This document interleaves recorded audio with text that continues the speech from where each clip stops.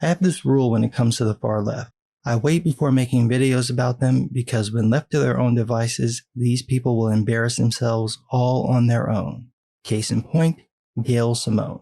Quote, "Dude, like the entire industry, I had no idea who you were. You left no impression, and you went on a tear, calling me and other females cunts when we'd never spoken or interacted.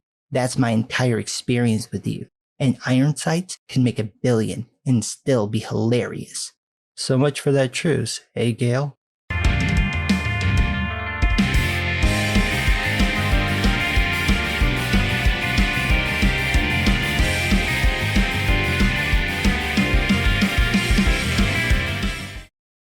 Now, the full context of what went down between Gail Simone and Denal Delay isn't clear to me. Part of that is because Gail has blocked me, and in return I blocked her, so I have no idea what the fuck this woman's saying or where it started. The best I can gather is that Denal tweeted your boy Zach's recent video to her. This is the one where he hip checked Gail retweeting comic book store names and suggested she buy back her unsold books. Denal, if you happen to see this, and my apologies if I'm pronouncing your name wrong, don't talk to this woman. Nothing good is going to come out of talking to this woman. If you had the cure for cancer, and the only way to get it out to the public was by talking to Gail Simone, you still shouldn't talk to Gail Simone. Why? Well, as we'll see, she's a petty motherfucker. Denal tweets out this video, adding Gail, and she responds in reference to Richard Cash Grab Meyer, quote, "Let's list this guy's accomplishments." Man, that was fast. So, aside from being a war vet, creating a successful YouTube channel, spending that off into a comic book career, running half a dozen successful crowdfunding campaigns with a net total of about $1 million, getting to work with one of his idols on the property that inspired him to make his own comics, and actually being a likable person, you're right. Richard Can't Stand Meyer has accomplished absolutely nothing. You know, 10 days ago you tweeted out this nonsense, offering an olive branch to this very person, both Denal and the reviewer formerly known as Diversity in Comics, and now, 10 days later, you're spitting on them. It makes it sound like everyone who thought you were full of shit were right. You didn't have to respond to this man's tweet. You didn't have to respond to the video. You could have ignored it. You could have reached out to your boy Zach privately. You could have responded in a mature manner. Instead, you chose to respond like what's the word? You know, the one that rhymes with cunt? It's just slipping my mind. I get it. You're a little testy. No one likes being called out, especially when they're pointing out all the mistakes you're making.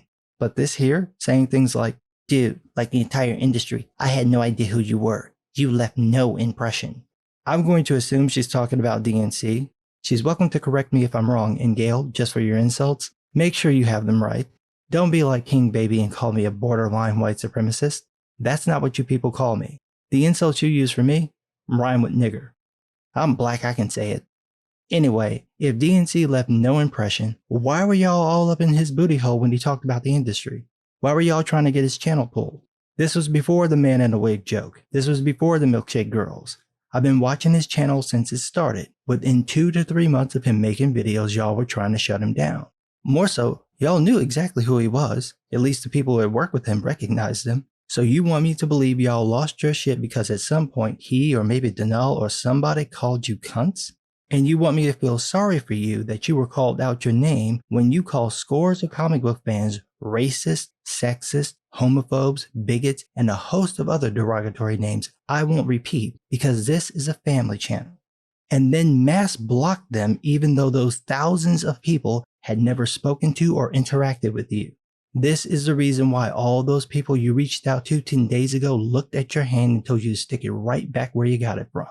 You're full of shit. And it's obvious. So when you say things like, "That's my entire experience with you," I get that that makes you look real cool to your Twitter followers, but it also makes you look unprofessional, petty, pathetic, and jealous.